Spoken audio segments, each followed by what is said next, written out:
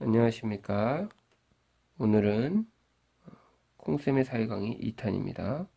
오늘은 삼국통일과 발해의 건국, 그리고 삼국과 통일 이후의 신라, 그리고 발해의 생활 모습에 대해서 한번 살펴보는 시간을 갖도록 하겠습니다. 자, 여기 지도 보이시나요? 네, 지금 확대를 할 수 없어 안타까운데, 이 지도가 바로 발해와 신라, 여기 위에는 발해고요, 여기는 신라입니다. 통일 이후의 모습을 담고 있습니다. 자, 첫 번째, 어떻게 신라가 주도권을 잡게 되었는지 이제 살펴보도록 하겠습니다. 자, 먼저 고구려를 살펴볼 건데요. 가장 넓은 땅을 차지하고 있던 고구려가 왜 통일의 주도권을 잡지 못했느냐면 위쪽이 다 중국이에요. 중국이 그런데 계속 침략을 합니다. 그래서 계속되는 중국의 침략, 그리고 뭐 신라의 침략, 뭐 백제의 공격 이런 걸 통해서 아주 고구려는 어려움을 겪는데요. 특별히 아주 유명한 전투가 있습니다. 여기 사진에 보이는 이 전투를 살수대첩이라고 하는데 여기에 장군의 이름이 을지문덕입니다. 자, 중국을 통일한 여러 개 나라가 있는데 그 중에서 중국을 통일한 나라가 수나라입니다. 이 수나라는 113만 명을 이끌고 고구려를 쳐들어옵니다. 그래서 요동 땅, 이 위쪽의 요동 땅에서 일단 방어를 합니다. 그러나 여전히 그 침략의 야욕을 갖고 있던 고구려는 중국 수나라는 이제 그 중에 30만 명을 따로 뽑아가지고 여기 보이나요? 네, 국내성을 바로 죄송합니다. 평양성을 바로 진료 30명의 맘의 별동대를 보내는데 이것도 막아냅니다. 그리고 이제 다시 위쪽으로 올라가서 살수의 위치가 안 나오네요. 다시 평양성 위쪽으로 이렇게 유인을 해서 일부러 지는 척하면서 유인을 해서 살수라는 청천강 일대입니다. 청천강이라는 살수에서 공격을 합니다. 자, 이렇게 공격을 해서요. 크게 이깁니다. 아주 크게 이겨서 겨우 몇천 명, 113만 명에서 몇천 명만 살아남고 돌아갑니다. 113만 명이 익숙하지 않겠지만 그 군대가 다 산다 그러면 군대만 113만 명이고 그리고 뭐 보급 군인까지 다 포함하면 뭐 이제 200만 명이 되겠죠. 그리고 그 인원이 다 산다 그러면 480km, 여기 서울에서 부산을 넘어서는 480km 정도의 인원이 든다고 하네요. 쭉 늘어서면. 어쨌든 그런 분들을 을지문덕 장군이 살수대첩에서 대승을 거둬서 승리를 합니다. 자, 그런데 그만 포기하면 좋을 텐데 이제 수나라가 멸망을 하고요. 물론 고구려 싸움에 의해서 멸망도 했겠죠. 고구려의 싸움에서 지고 나서 충격을 받고 멸망을 하게 됩니다. 자, 그 이후에 수나라에 이은 당나라가 또 중국을 통일하는데 이 당나라도 계속 고구려를 침략을 합니다. 이제 그 중에서 안시성이라는 곳을 침략을 하는데요. 이 안시성에는 이제 그 안시성 성주하고 백성들이 3개월 동안을 버팁니다. 물론 그 전에 침략에 미리 대비하고 먹을 것도 잘 보관해 놓고 그랬기 때문에 가능했겠죠.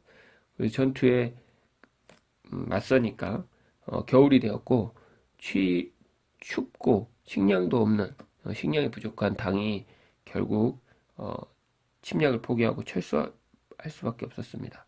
어쨌든 계속적인 이러한 침략으로 인해서 고구려는 삼국 경쟁에서 가장 큰 어려움을 겪는 나라 중 하나입니다. 자, 이제 신라는 바로 옆에 백제가 있잖아요. 백제가 침략을 합니다. 백제의 계속된 공격으로 신라가 정말 많은 영토를 잃게 돼서 이렇게 나라가 쪼그라드는 상황이 됐죠.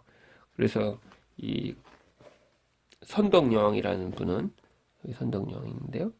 이 대대적인 불교 정책을 펼치면서 분황사, 분황사라는 절도 짓고요.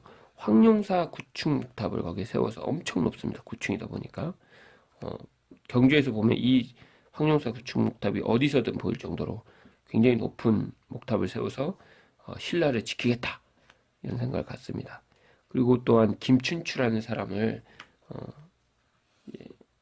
먼저 고구려에 보내는데 고구려는 도움을 거절합니다. 백제와 함께 공격하는 것을. 그래서 다시 당나라에게 보내니까 당은 수락을 합니다. 무슨 생각을 했냐면 먼저 신라 손을 잡고 고구려를 나중에 백제를 멸망시킨 다음에 고구려를 쳐서 내가 그 나라를 차지하겠다.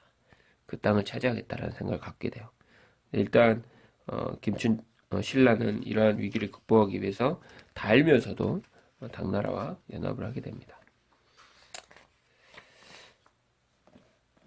자, 그래서 신라가 이제 삼국통일의 먼저 이렇게 기반을 먼저 갖게 되는데요. 자, 신라 당이 이제 먼저 백제를 공격합니다. 이제 그 유명한 황산벌 싸움이 펼쳐지는데 이때 백제는 아주 정치적으로 약해져서 정치력 혼란 때문에 군사적으로 굉장히 약해진 상황입니다. 그래서 황산벌에서 싸울 때 백제는 계백 군사 5천 명만 데리고 나오고요. 그리고 신라는 김유신 장군과 함께 군사 5만 명을 데리고 나옵니다.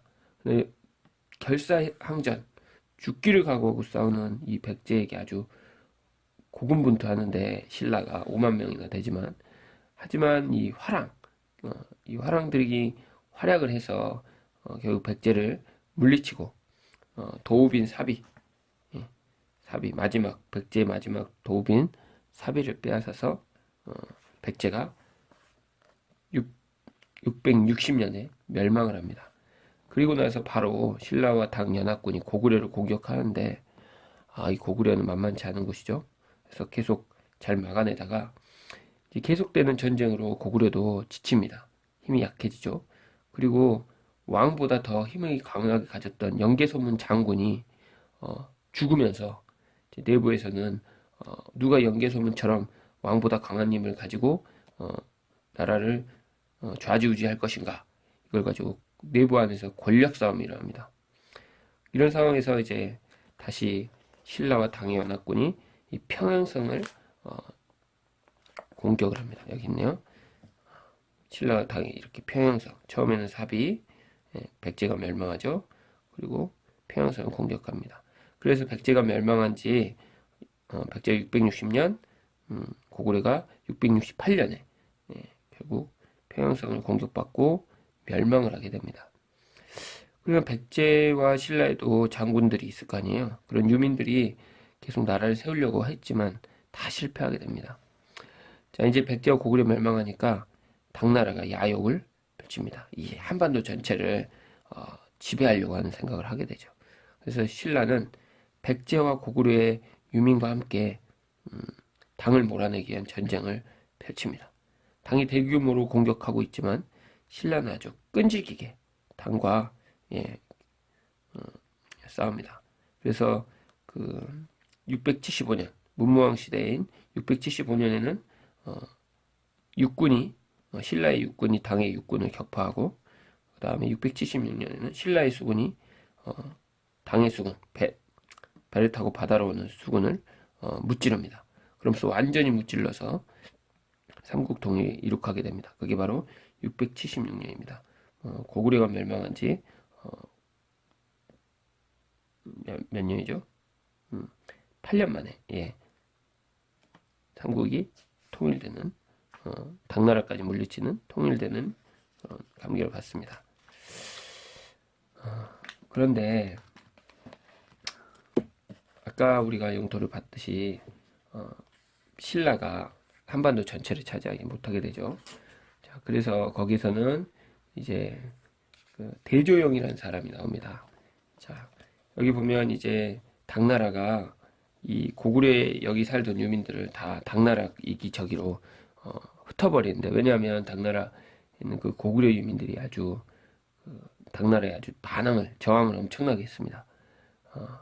그런데 그 중에서 고구려 장수 이주됐던 광주 이주됐던 이 고구려 장수 대조영이 고구려 유민을 이끌고 고구려의 옛 땅을 차지하기 위해서 이제 이동을 합니다.